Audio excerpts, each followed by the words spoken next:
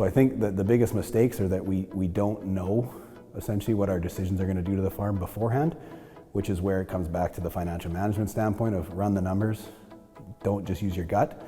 And that can apply to land, that can apply to HR, that can apply to machinery inputs. It's more or less, we have to get out of the mentality of just making that gut check and actually know the answer before we make the decision. So what I find is a lot of farms that are obviously have off-farm income, they get used to that T4 employee mentality of, we have money going in every month, the bank balance is positive, we can buy this.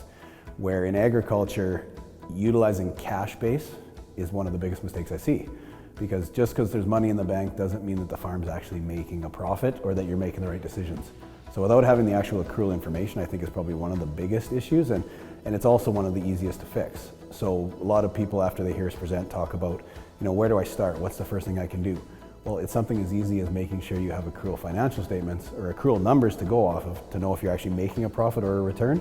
Because in most instances, farms historically have relied on cash basis, and cash has always been tight.